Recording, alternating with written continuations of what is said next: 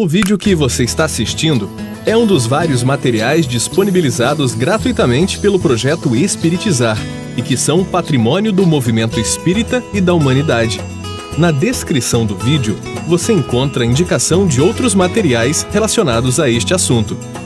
Você pode aprofundar seus estudos e colaborar com a manutenção deste projeto iluminativo, adquirindo os livros, DVDs e MP3 do projeto Espiritizar em www.livrariaespiritizar.com.br.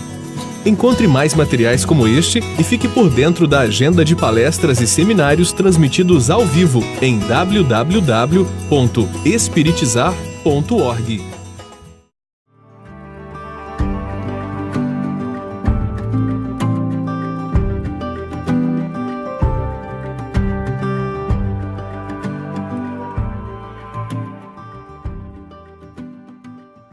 No ano 33, no mês que no calendário judaico se denomina Nissan, mês de março e abril, Jesus se encontrava em Jerusalém, logo após um período da sua entrada triunfal em Jerusalém. Naqueles dias, havia uma preparação para a Páscoa. Como sabemos, a Páscoa significa liberdade. Liberdade de um povo que viveu sob o jugo da escravidão durante centenas de anos, mas quando Moisés retirou o povo hebreu da subjugação egípcia, naquele momento, eles jamais esqueceriam aquela data e a comemoravam como comemoram nos dias de hoje, com seus ritos, com seus hábitos. Dentre eles, o hábito de molhar um pão num vinho amargo antes que iniciasse as refeições. Mas essa refeição é feita e regada ao cordeiro, um cordeiro que é levado ao fogo vivo e que ele se encontra trespassado por galhos de romãzeiras, hábitos de um povo que ao longo do tempo vem cultuando estas coisas. E diante daquele dia, já praticamente no entardecer, os discípulos preocupados perguntam a Jesus: Mestre, aonde nós vamos comer a Páscoa? E naquele instante, Jesus distingue Pedro e João e diz a eles: Vais, e ao encontrardes um homem com um cântaro de água, segue-o até a residência, a mansão onde ele irá. Em chegando, avisa ao dono da mansão que o mestre solicita um espaço para comemorar a Páscoa. E ele vai lhe conduzir num grande salão, e aí, então, prepare a Páscoa. A partir daquele instante, saíram os dois discípulos. Quando se diz assim, à época, encontrar uma mulher levando um cântaro à cabeça é muito fácil, porque este era um hábito das mulheres. Um homem era difícil. No entanto, eles os encontrou e seguiu o homem. Chegou à casa e assim falou para o dono da casa, que jubiloso, aquele dia para ele seria um dos dias mais importantes da sua vida. O interessante é que Jesus tinha muitos que se diziam amigos de Jesus. Aqueles que não tinham a coragem moral de apresentar-se como tal, mas lá no seu interior gostava do Mestre.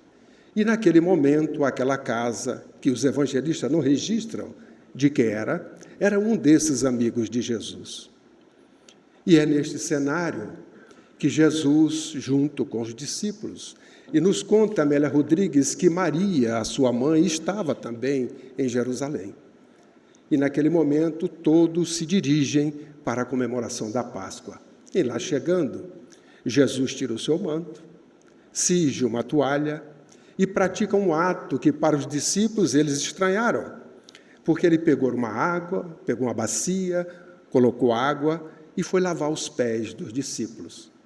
E quando chegou a Pedro naturalmente disse: mestre, não, jamais irá lavar os meus pés. É um momento em que Jesus aproveita para dizer a eles que naquele instante, aquele ato, eles não estariam entendendo, mas que entenderia a posteriori. E naquele momento que Pedro fala para Jesus, Jesus diz apenas: se ele assim se comportasse, ele não faria mais parte de Jesus. E aí um silêncio profundo diante daquele diálogo, e como se Pedro despertasse naquele instante, ele então diz assim: mestre, não só os pés, as mãos, a cabeça.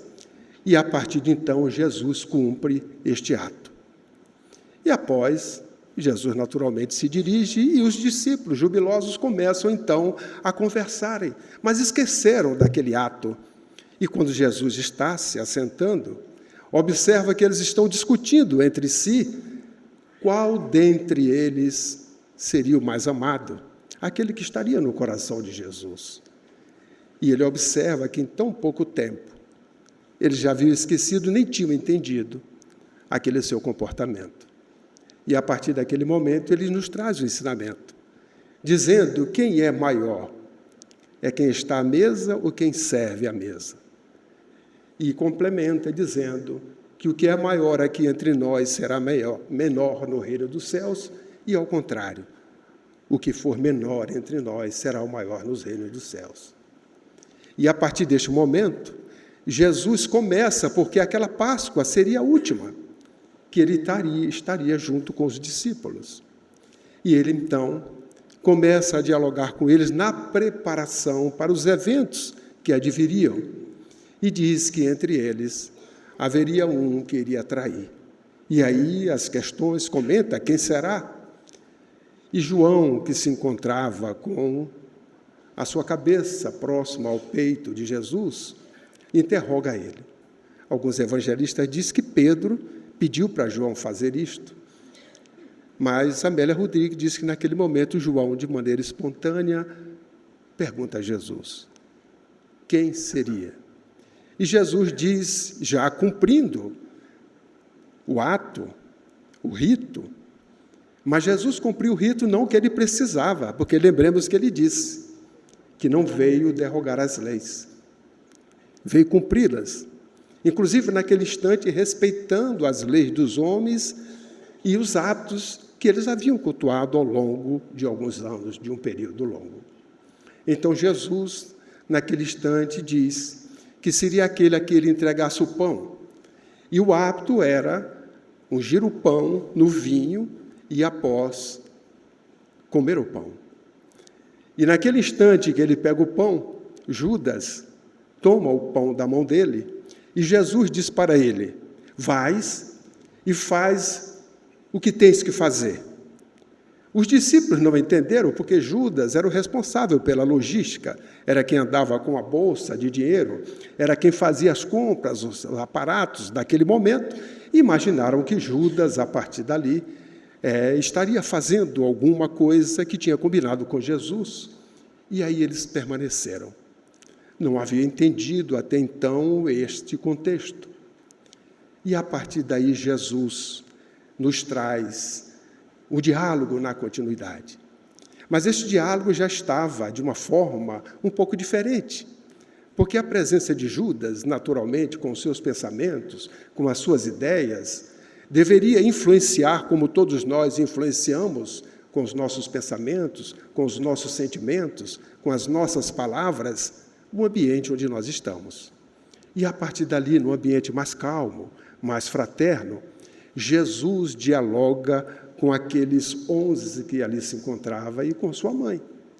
E é neste instante que João relata um fato importante que nós vamos agora colocar para que nós sejamos fiel ao que diz lá João. Vós sois meus amigos, se fazeis o que eu vos ordeno. Não mais vos chamo de servos, porque o servo não sabe o que faz o seu senhor. Eu vos tenho chamado de amigos, porque todas as coisas que ouvi junto do meu Pai vos dei a conhecer. São palavras de Jesus naquele instante, que tem também o seu simbolismo, que tem também a sua profundidade, e que naquele instante os discípulos ouviram, e Jesus continua: um novo mandamento vos dou, que vos ameis uns aos outros, assim como vos amei, que também vos ameis uns aos outros. Nisto todos conhecerão que sois meus discípulos, se tiverdes amor uns aos outros. Se nós estivéssemos naquele salão, estivéssemos ouvindo estas palavras naquele instante, como nós poderíamos refletir sobre elas? Será que naquela época teríamos condições de poder entender um pouquinho mais as palavras de Jesus, como nós poderemos, no dia de hoje, fazer reflexões sobre todas elas? Depois de 2000 anos, aonde a ciência, a tecnologia nos proporciona e nos dá condições para que nós possamos fazer uma análise mais adequada, com a ajuda desta ciência, que trata do princípio material, para nos apoiar nela e entender melhor a mensagem que Jesus nos disse à época. Por isso que ele prometeu um Consolador. E 19 séculos depois, nós recebemos a sua mensagem, sendo trazida a nós pela segunda vez, desta feita, naquela pureza, na pulcritude dos 3 primeiros séculos da nossa época, quando os seus seguidores, os seus discípulos, testemunharam tudo aquilo que ouviram, dentro das suas próprias vontades e dos esforços que fizeram para, diante de questões muito simples, és cristão? E uma resposta positiva ou negativa, teriam destinos diferenciados, mas todos eles responderam afirmativamente. E nós observamos na história que todos eles passaram para o plano espiritual diante de situações, para nós, os encarnados, atrozes, corpos dilacerados pelos leões, queimados nas fogueiras, estraçalhados por cavalos, que levavam seus corpos arrastados pelo chão, por máquinas que, à proporção que a roda ia cada vez mais, os corpos iam sendo quebrados, exceto João, que era o discípulo amado e que desencarnou com uma idade já avançada para a época, porque viver 100 anos naquela época era realmente uma exceção. Mas nos dias de hoje nós podemos refletir um pouco mais, graças não só ao desenvolvimento da tecnologia, mas a vinda de Jesus a nós, trazendo a base de um edifício, aonde nesta base o alicerce foi muito bem feito, para que esse edifício tenha o tamanho que tenha, esse alicerce, ele é bem assentado, para fazer com que sustente esse edifício, sem que haja problemas dele cair. A base foi feita. Kardec a fez muito bem. Mas e o edifício? Quem constrói? Ele continua nos ajudando. Porque Bezerra, em alguma das suas mensagens, diz-nos de que no plano espiritual, o espírito responsável, delegado por Jesus, para que todas as obras vindas do alto, dentro do programa do Cristo, da obra de Ismael, que tem a responsabilidade de levar o Evangelho em espírito e verdade à humanidade, aquele que coordena este trabalho é Kardec. Passa por ele, para que possa chegar até nós, pelas mãos abençoadas da mediunidade, estas informações. E hoje, graças às mediunidades abençoadas, nós podemos entender um pouquinho mais quando nós recorremos a amigos espirituais que nos diz algo sobre esses aspectos. Entretanto, nós gostaríamos de fazer apenas algumas ressalvas. Nós ouvimos um Novo Testamento, que nós falaremos um pouco. Ouvimos falar de ser chamado amigo de Jesus.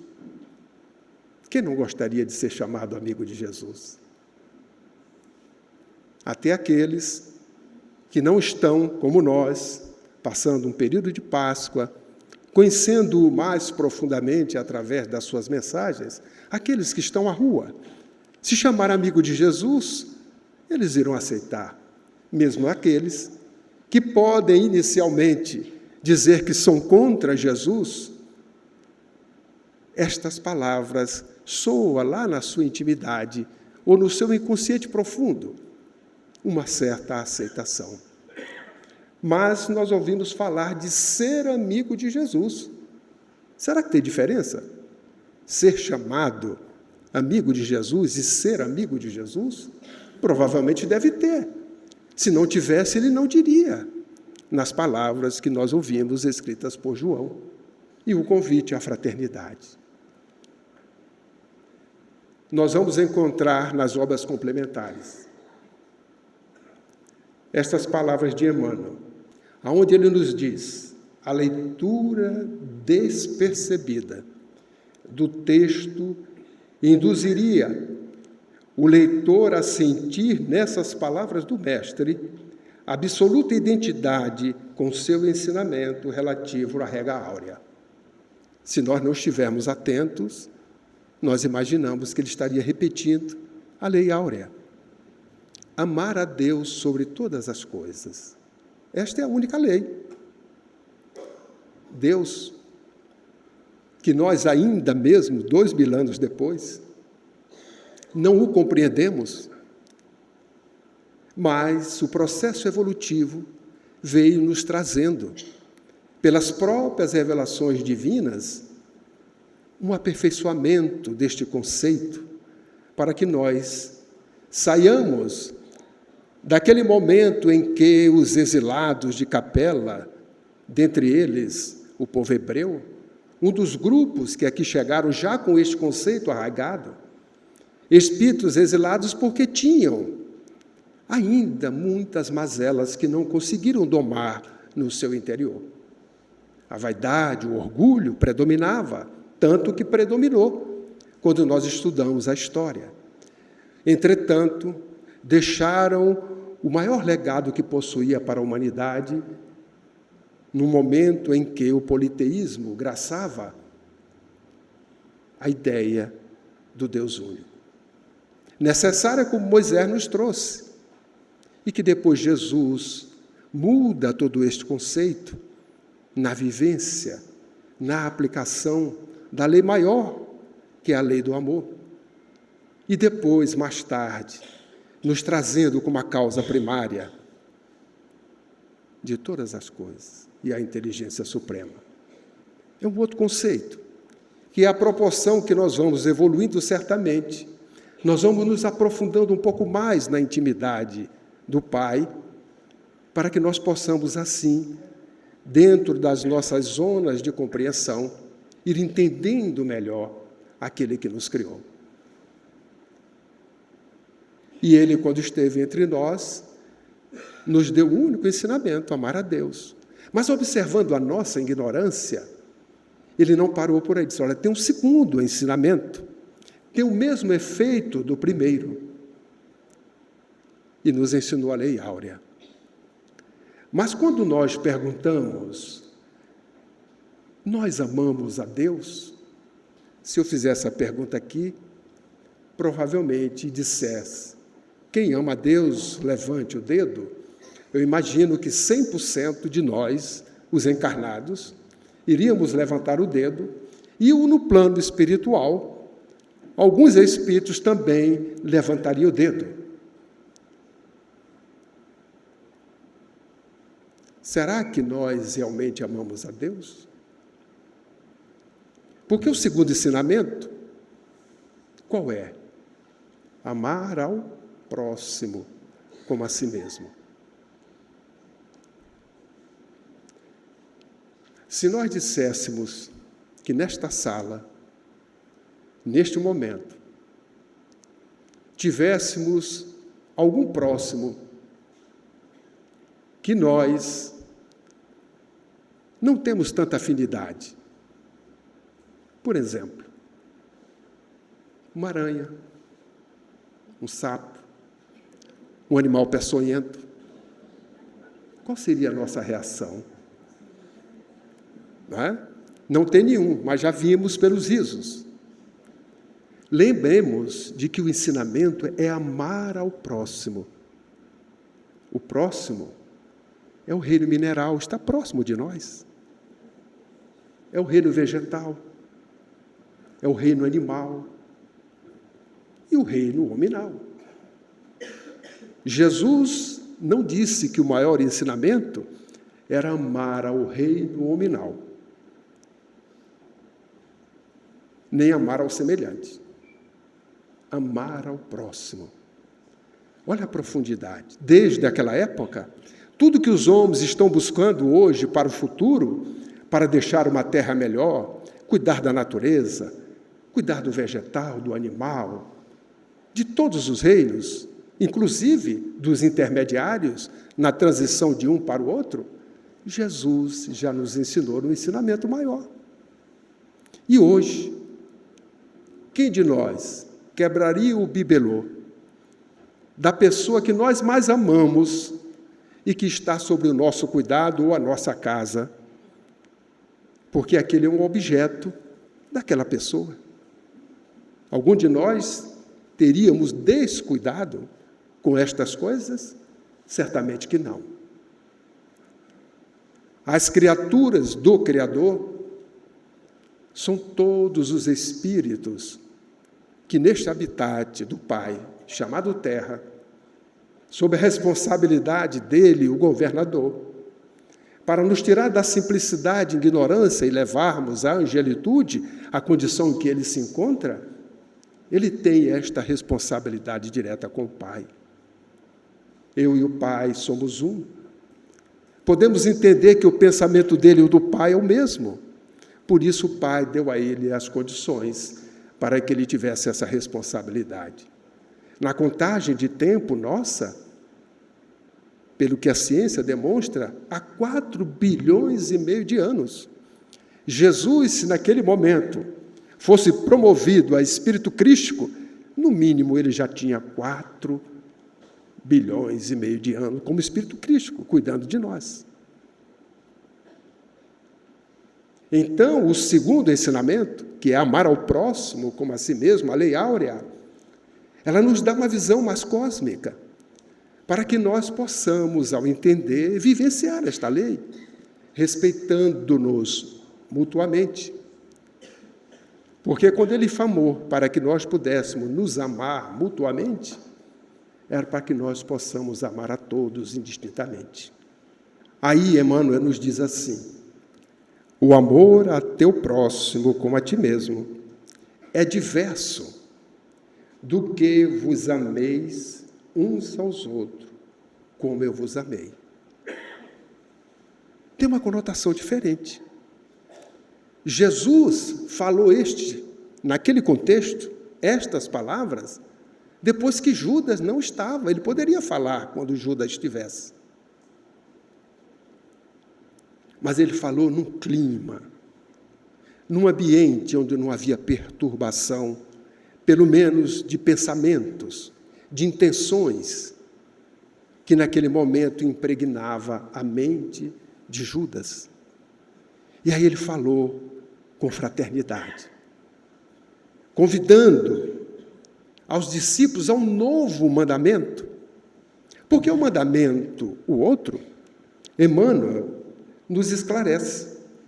O primeiro institui um dever cuja execução não é razoável que o homem cogite da compreensão alheia. O aprendiz amará o próximo como a si mesmo. Já está a gratidão. Amar ao próximo como a si mesmo? Qual é a gratidão? Amar a mim mesmo, porque eu já estou me amando. E assim eu faço com que o próximo. Então, quem tem medo de aranha, que olha o peçonhento, vamos pensar um pouco diferente, porque eu posso dizer que amo a Deus, mas ainda falta alguma coisa. Nos dias de hoje, com todos esses esclarecimentos, é necessário que nós os conheçamos para testemunhá-los bem. E hoje, a ciência já demonstra na intimidade, aquele bicho que parece feinho, peçonhento, as utilidades. Quando eles olham no micro, quando olham as feições de cada um, as finalidades para a sobrevivência, para a convivência em sociedade, porque eles também vivem em sociedade, vai nos mudando certos conceitos. Quando nós observamos que convivemos com eles, e sem eles nós poderemos até ter problemas no nosso corpo, porque muitos deles convivem conosco. Isto é a fraternidade, é a solidariedade que o Pai já coloca como lei natural, para que mesmo que nós não pensemos nela, estejamos submetidos a ela na sobrevivência. E até descobramos quando o desequilíbrio acontece pela nossa própria livre determinação individual, que é o nosso livre-arbítrio. Então, há uma diferença. E ele continua. Jesus, porém, engrandeceu a fórmula, criando o novo mandamento na comunidade cristã. O mestre refere-se a isso na derradeira reunião com os amigos queridos na intimidade dos corações. Por que Jesus, naquele momento, traz um novo mandamento? Só naquele instante, no finalzinho. Da mesma forma que ele falou para Pedro e para João, distinguindo-os dos discípulos, vai, e ao encontrares um homem nesta visão de futuro, ele estava também já visualizando o futuro, preparando os discípulos para os dias vindouros, quando o testemunho fazia dever por parte deles, para que diante das interrogações simples, concisas, os cristãos só passassem pelo que passou, dando testemunho de confiança, de fé, não aquela fé titubeante, mas a fé naquele reino que ele nos prometeu, que é um reino que não é desse mundo, e que certamente muito melhor, e que nenhum de nós devemos ter dúvida deste reino. Se nós estamos aqui trabalhando para este reino, por que tanta preocupação com este reino que nós estamos aqui de passagem? É algo que nós temos que refletir. Porque tudo que Jesus nos trouxe não foi para aqui. O próprio Emmanuel nos diz que nós somos mordomos, somos usufrutuários de tudo que o Criador colocou à disposição das suas criaturas. Quando nascemos, o primeiro empréstimo é o corpo, o instrumento melhor para que nós possamos ter uma vilegiatura de acordo com a quantidade de tempo necessária a cada um de nós, que pode ser de instantes após o nascimento, como há dezenas de anos, centenas, porque nos dias de hoje a ciência já diz que o homem de 150 anos já nasceu. Então, talvez, dentre nós, tem alguém que vai viver 150 anos. Mas se não vai, 100 anos hoje, é tão comum que já não faz parte do Guinness. Ultrapassar 100 anos era uma referência que o mundo todo dizia: fulano em tal lugar tem 101 anos, 100 e pouco, foi a 115, foi a 100 e pouco, já está em 150. Então, cruzar os 100 anos já é tão comum que ninguém liga. Então, nós observamos que a mensagem que Jesus nos trouxe é tão profunda que ela é permanente, é válida para todo e sempre. Porque ele não trouxe nada dele. Ele trouxe as verdades que o Pai revelou a ele, que ele as entendeu, vivenciou, e chegou a um ponto do seu estado evolutivo que ele já faz com tanta naturalidade que já está nele. Talvez no linguajar dos psicólogos já não exista mais essa dubiedade de ego e self, porque só tem uma coisa: é. Em qualquer situação, não tem máscara, não tem nada. Isto ainda é para nós que estamos nesse processo, retirando uma coisa, substituindo por aquilo que é permanente, até o dia que chegarmos também como ele. Eu sou.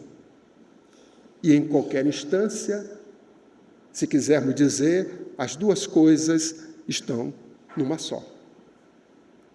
Daí ele realmente ser aquele que nos trouxe todos esses ensinamentos, para que nós pudéssemos assim viver aquilo que ele já havia planejado com o Pai e com os engenheiros siderais para que sejamos mordomos de tudo que existe. E a nossa ainda pequenez é tanta que nos achamos donos daquilo que não é nosso. De nós mesmos, só temos o atributo da inteligência, do conhecimento e dos valores morais que nós amealhamos ao longo desse percurso evolutivo. Tudo mais é empréstimo. Porque o primeiro empréstimo, ao retornar à verdadeira vida, nós o depositamos com todo respeito, para que ele volte à sua origem no estado natural. Mas a essência, que só tem uma vida, o espírito, muitas existências, vai prosseguindo nesta caminhada evolutiva, passando pelas experiências necessárias a cada um. O próprio Emmanuel nos diz que o Pai não faz cópia. Isto é tão importante que a evolução de uma criatura, o percurso que ela faz para chegar à perfeição, saindo da simplicidade e da ignorância, não existe outro percurso igual. Aquele é daquele ser, é daquela criatura. Se no universo existe infinitas criaturas, há infinitos percursos neste processo evolutivo. Por isto que cada um somos o arquiteto desta construção. E nós observamos que ainda o nosso companheiro Emmanuel nos fala um pouquinho mais, dizendo que a recomendação que vos ameis uns aos outros como eu vos amei, assegura o regime da verdadeira solidariedade entre os discípulos, garante a confiança fraternal e a certeza do entendimento recíproco. Este novo mandamento é exclusivo para os cristãos. Olha que privilégio! Aqui tem um mandamento para todos, indistintamente. Agora, para os meus discípulos, tem um novo mandamento. Aí está. Este mandamento, ele realça a lei do amor na intimidade, bem próximo de nós. Somos cristãos, seguidores de Jesus, e podemos praticar esta lei na intimidade entre nós, nos amando.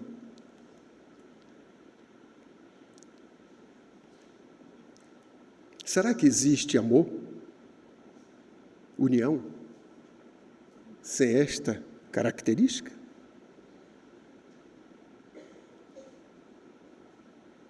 Eu posso amar alguém e alguém não me amar.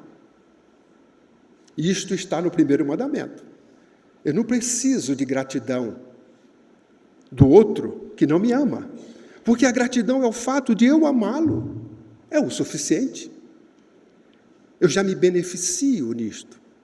Isto é tão importante que o mecanismo do pensamento, quando nós estudamos um pouquinho esse mecanismo, à luz da ciência, quando nós nos olhamos como seres emissores e receptores de ondas, de energias,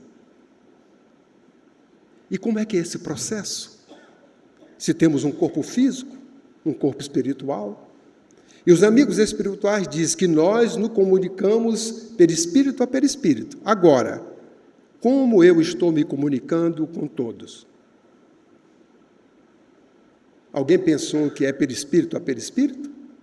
Se não pensou, vamos pensar agora. Quando as coisas vêm do exterior para o interior, como é que ela chega em nós? Ela chega em nós pelos centros vitais. Um destes centros é ligado diretamente à mente do espírito.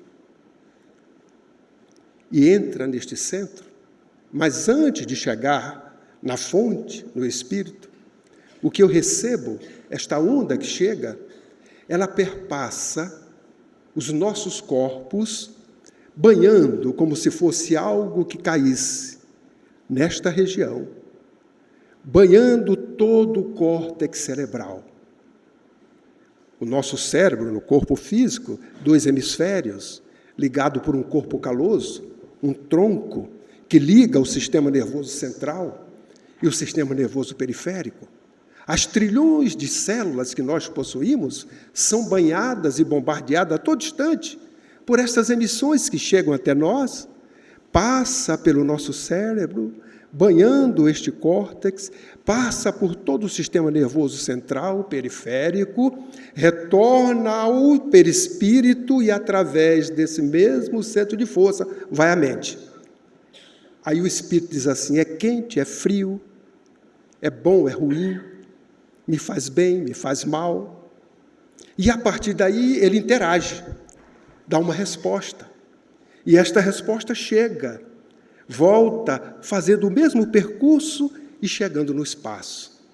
Quando chega no espaço, a lei natural do magnetismo atrai os afins e os nossos pensamentos, eles naturalmente se ligam numa grande rede por afinidade, por sintonia. Quando Jesus nos ensinou o maior mandamento, ele sabia de tudo isto. E é por isso que ele diz assim, não deseja ao outro o que você não quer para você. Sabe por quê? Não gosto de alguém. E o meu pensamento, o meu sentimento emite uma energia, uma onda, no diapasão do meu não gosto. O que é que acontece? Sai da minha mente, percorre o meu perispírito, percorre o meu corpo, volta ao perispírito para sair no espaço. Depois que eu entendi isto, eu faço um esforço tremendo para o meu próprio bem. Porque quando Jesus falou, entrou, mas na hora que a gente entende que aquilo está me fazendo mal fisicamente, pelas próprias leis dos homens, eu estou bombardeando as minhas células com pensamento, com ausência do bem, desejando o mal ao outro, Mas antes eu bombardeei as minhas células, achando que aquele pensamento vai chegar no outro, e vai sim, depende. Mas quando ele sai ao espaço, as minhas células já passaram por todas essas consequências. Vai ao espaço, e quando chega ao outro, eu corro um risco de o outro não estar na mesma faixa, na mesma sintonia que a minha. Se não tiver, nada faz efeito no outro. Mas se estiver, há um efeito, porque o outro assimila, alimenta, exponencializa essa energia que também bombardeia seu corpo, chega na sua mente e ele retoma. Quando retoma é como uma bola de neve, exponenciada toda essa energia, ela volta ao espaço e chega até mim, que eu vou alimentá-la, só que agora é a minha energia, a energia do outro. E aí nós entramos naquele ciclo vicioso que só o perdão faz com que nós possamos sair deste ciclo. É algo físico, que nós podemos entender até pelas leis da física, que aí está para que nós possamos entender isto, como emissores e receptores de ondas às quais todos nós estamos submetidas, mas sintonizadas com aquelas que nós assim desejamos. Quando Jesus assim fez, estava nos protegendo. Porque se nós pensamos só no bem, e nós não desejamos mal ao próximo, certamente o nosso corpo, que reflete tudo aquilo que o nosso espírito deseja, tem vontade, porque o corpo não é doente. A doença está em nós, no espírito. E é claro que o corpo é o depositário, se assim podemos dizer, das mazelas, das nossas doenças. Por isto que quando a dor chega, o sofrimento chega, dependendo de como nós encaramos estes desafios, nós vamos agradecer a Deus, porque estamos observando o depósito, da onde os miasmas, as mazelas do espírito que está se purificando pela dor, chega no filtro que é o corpo. E aí nós estamos diante das doenças, das dores, dos problemas que o nosso corpo traz, porque o nosso espírito ainda é doente. No dia que nós tivermos o nosso espírito limpo, naturalmente, o nosso corpo refletirá a luz, refletirá a harmonia, como assim refletiu Jesus. Então nós estamos diante de oportunidades para vivenciar a fraternidade universal, se desejamos ser discípulos de Jesus. Kardec nos falou que o trabalho tem que ser solidário e tolerante. Se o trabalho tem que ser solidário, e eu estou no movimento espírita, eu estou trabalhando para Jesus, mas eu estou sozinho. Eu centralizo tudo, sou aquele que faço tudo. Onde está a solidariedade? Com quem? Comigo mesmo? Eu preciso partilhar. Eu preciso dar oportunidade a outros para que a solidariedade se faça e nós apliquemos o ensinamento de Jesus. O ensinamento de Jesus é a fraternidade universal, que não se estendeu e não ficou restrito àquele ambiente da Páscoa, naquele instante onde ele estava dizendo aos seus discípulos este conceito, mas é um conceito que se expande por todo o tempo, por toda a época, para que nós também possamos vivenciar, se desejarmos ser discípulo de Jesus. Agora, quem é que é chamado amigo de Jesus? Eu vos tenho chamado de amigos, porque todas as coisas que ouvi junto do meu Pai vos dei a conhecer. Nós conhecemos as coisas que Jesus trouxe do Pai? Conhecemos. Somos chamados amigos de Jesus. Agora, tomemos muito cuidado. Nos dias de hoje, os benfeitores espirituais já nos alertam de que aqueles que se dizem anticristos não são amigos de Jesus, eles se dizem assim, estão estudando profundamente a doutrina espírita no plano espiritual, não com o desejo de contribuir, de ajudar Jesus na regeneração da humanidade, mas apenas para combater o inimigo que eles dizem que somos, porque seguimos Jesus. Mas lá no íntimo, olha como Jesus, como o seu amor permeia, respeitando as leis divinas. Mal sabem eles que agora eles não são mais anticristos. São chamados amigos de Jesus. Estão conhecendo, mesmo que seja com outro objetivo, o objetivo de combater o dito inimigo, mas estão conhecendo as verdades, mesmo que não aceitem.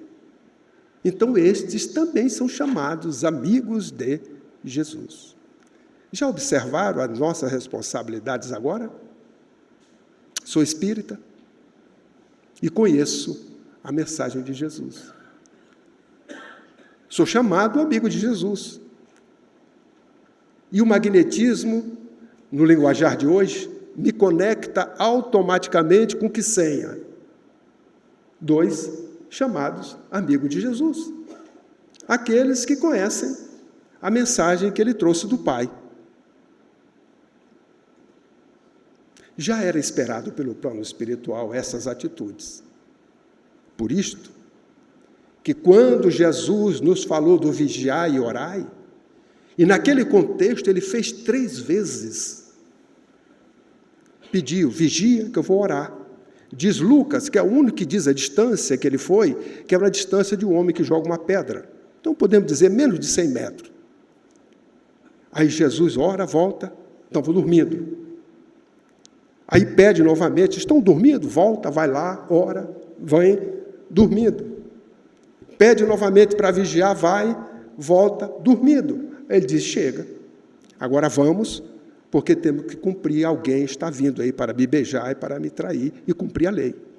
Mas por que Jesus repete 3 vezes? Por que aquele sono? São questões também que merecem reflexões. O vigiai e o orai são necessários. A vigilância é interior. Mas antes de vigiar, é necessário fazermos alguma outra coisa. Para podermos fazer a vigilância correta, é preciso antes olhar. O próprio Emmanuel nos esclarece. Antes do vigiai e do orai, tem o olhai. Porque quando nós olhamos, nós podemos usar o bom senso, o discernimento. Porque quando vemos, tem alguém que vê as coisas externas, sem que esteja vendo com o seu interior. Não existe ninguém que olhe o exterior, sem que esteja olhando pelo seu interior. É interno nosso. Por isso, se eu estou com dor de cabeça e vejo um dia de sol que é maravilhoso, que eu adoro, aquele dia de sol que eu estou vendo, ele não é igual ao dia idêntico quando eu não estou com dor de cabeça. Porque tem algo interno que me atrapalha, observar, ver. Se eu estou mal-humorado, as coisas que eu estou vendo, o verde, o amarelo, o azul, o companheiro, qualquer coisa na vida em relação, ela não é igual quando eu estou em paz. A minha paz vos dou, não a dou como o mundo a dá. Se nós temos fé e confiança, estamos alegres, seguros, nós vamos ver o exterior, olhar com este olhar tranquilo. Então, antes do vigiai, olhai, para que o discernimento, o bom senso, se faça presente. E não deixe de vigiar o que tem que vigiar, para que possas orar em função da análise feita na vigilância. E nós já sabemos que essa vigilância não é a exterior, é a interior, porque é através dela que esses que se diziam equivocados, anticristo, que hoje são chamados amigos do Cristo, porque ele assim o fez, porque já conhecem a mensagem que ele nos trouxe do Pai, porque estão estudando, já nos traz reflexões diferentes.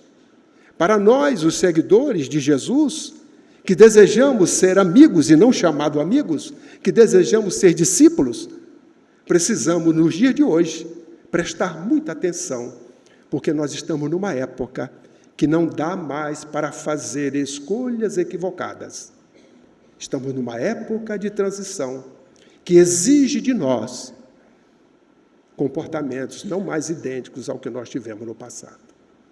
O nosso testemunho não é aquele dos cristãos, mas é muito mais perigoso do que o deles. O deles era sim ou não no momento. O nosso é a todo instante. E de maneira tão subrepetícia, que se nós não tomarmos cuidados, podemos ser ludibriados porque estamos vivendo agora a época dos falsos cristos e dos falsos profetas. Jesus está aqui, Jesus está ali. Nestes instantes em que estes que estão estudando profundamente a doutrina que abraçamos e que a utiliza com outras intenções, poderão perfeitamente nos enganar, dizendo aquilo que nós gostaríamos de ouvir. E aí? Como saberemos distinguir? E os benfeitores espirituais nos dizem que nós estamos sendo não convidados mais, mas convocados ao testemunho. Se alguém diz, Jesus está aqui, Jesus está ali, tranquilize e observe-o. Se ele está testemunhando a fala, aquilo que diz, esforça-se por vivenciar, com certeza, não é um falso Cristo, nem um falso profeta. Mas se diz alguma coisa, ele é apenas chamado amigo de Jesus, porque ainda não é nem amigo. Os chamados amigos só conhecem. E os amigos? Vós sois meus amigos se fazeis o que eu vos ordeno. Alguém pode entender, se ele está ordenando, está contrariando a lei divina, que é da livre determinação individual. Mas não. Vamos olhar o espírito da letra. Neste momento, Jesus distinguiu os que são chamados de amigo e os que são verdadeiro amigo. E o que é que ele ordenou? Ou seja, o que ele solicitou, convocou para que nós fizéssemos. Já ouvimos aqui. Não sou Jesus. Não dá para eu praticar. Usando as palavras do Saulo, mas o Saulo nosso aqui. Vamos modelá-lo. Não é? Modelar. É diferente de copiar. Copiar é a cópia. Você pegou idêntico. Não temos condições. Mas modela. Procura seguir o caminho do jeito. Larga as sandálias, como ele disse, e pega as dele para poder seguir. Quem no meio espírita ama abnegadamente o companheiro de trabalho? Quem no meio espírita trabalha com devoção? E quem no meio espírita pratica boa vontade para com todos, indulgência para com os defeitos dos outros, perdão das ofensas incessantemente? Não tem intervalo. Aqui a gente tem intervalo, 15 minutos, 20, não tem intervalo. Será que nós somos amigos de Jesus? Está a nossa reflexão. Se modelarmos, certamente, a moral que ele nos ensinou, nós praticaremos. Estes são dias graves para a humanidade. Mas são dias de transição. A humanidade nunca necessitou de Jesus. Bezerra já nos orientou, como nos dias de hoje. Ele está oferecendo uma moral para que a humanidade aprenda, conheça, para ser chamado amigo dele. E depois, eu quero ser amigo dele, passa para o outro patamar, para também ser chamado de discípulo depois.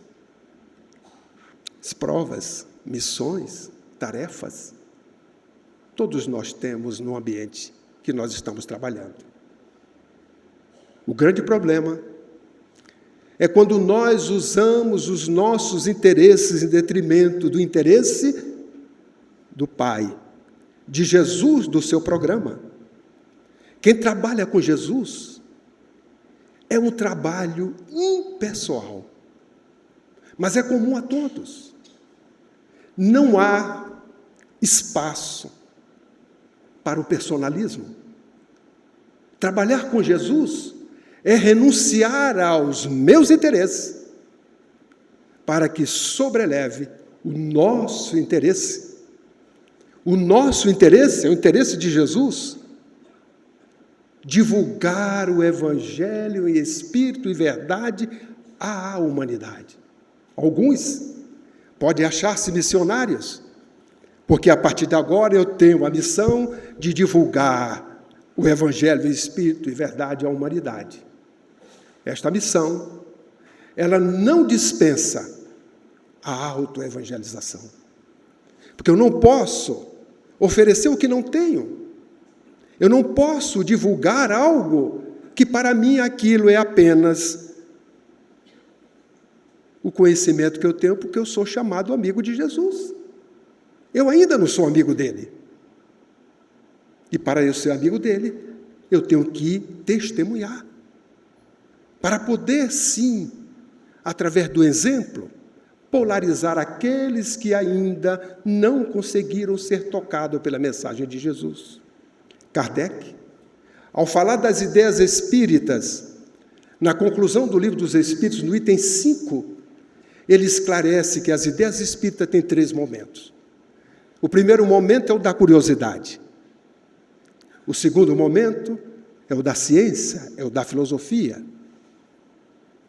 E o terceiro momento é o da aplicação. O primeiro momento, ele se extingue rápido, porque é o fenômeno, as coisas que a curiosidade desperta, ao vê-los, rapidamente é saciada a curiosidade. O segundo momento, diz ele, que é um momento maior, porque é um momento reflexivo, é um momento que trata da ciência, trata da filosofia. E este momento, diz ele, à época, que era o momento que se estava vivendo das ideias espíritas. O terceiro momento, ele diz assim, que é a aplicação das ideias, inexoravelmente ele virá. Nós estamos há 159 anos deste momento que nós estamos falando. E temos plena certeza e convicção de dizer-lhes que estamos vivendo o terceiro momento. O momento da aplicação das ideias espíritas. Porque se assim nós não fizermos, nós vamos continuar sendo chamados amigos de Jesus. E não somos amigos, quanto mais discípulos.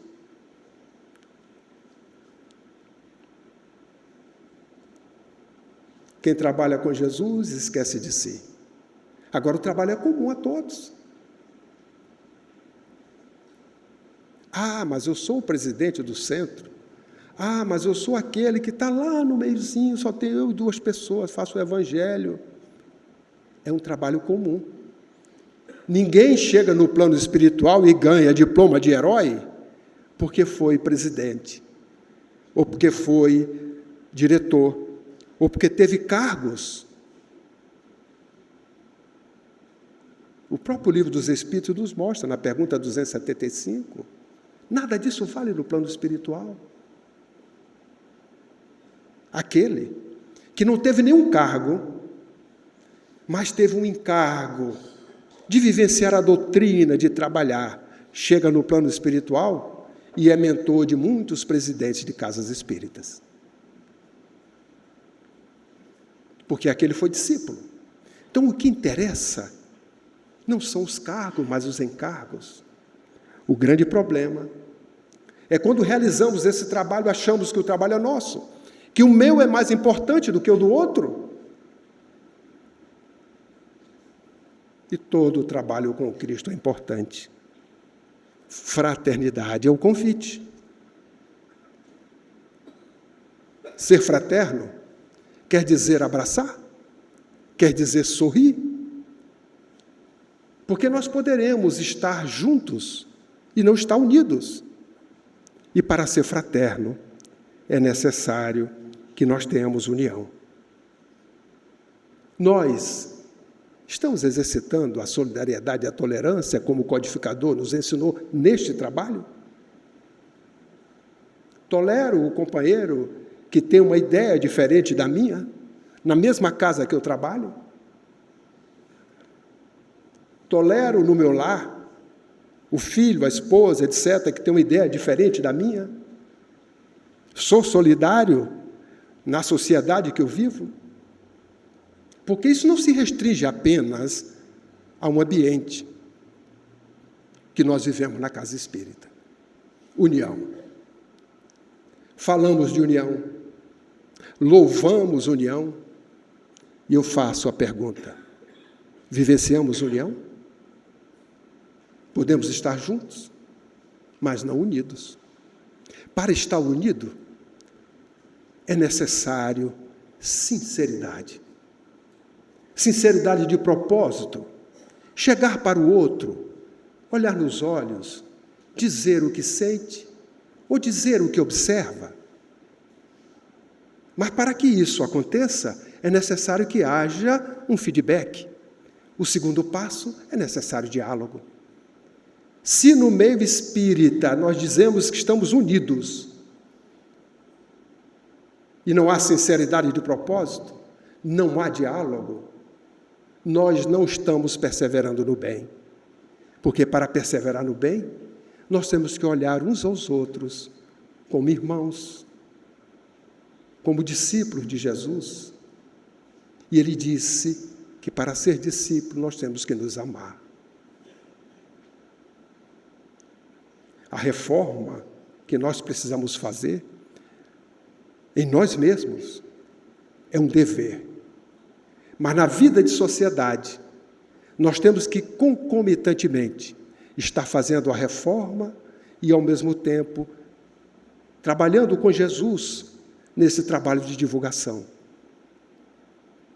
E é por isto que nós temos que nos reconciliar conosco antes de orar. Tem algum companheiro que nos fala algo, ou que nós ouvimos dizer? Se há união, há sinceridade de propósito. Vai com ele e dialoga. Diz para ele o que você está observando. Dirime as dúvidas. Se ele não aceita, você fez a sua parte. Se ele aceita, é porque estamos, sim, diante de discípulos do Mestre, nesse trabalho que cada um de nós necessitamos. Em 1901, Bezerra desencarnou em 1900, ele nos falou isso. Amemo-nos uns aos outros e seremos felizes, porque só assim seremos discípulos do nosso Senhor Jesus Cristo. Ele se reportou lá, aquela conversa, lá naquela casa, naquele contexto. Para ser discípulo tem que se amar. Ele nos falou em 1901. 1949, Pacto Áureo, etc., uma reunião na FEB, aonde ele, essa aqui é uma mensagem que é do Chico, que ele recebeu, foi recebida através do Chico. Amemo-nos uns aos outros, segundo a palavra do Mestre, que nos reúne sem desarmonia, sem discussões ruidosas, sem desinteligências destrutivas, sem perda de tempo nos comentários vagos e inoportunos, amparando-nos reciprocamente pelo trabalho, pela tolerância salvadora, pela fé viva e imperecível. Se eu fosse colocar de 1901 até 1949, essa tecla tem sido repetida.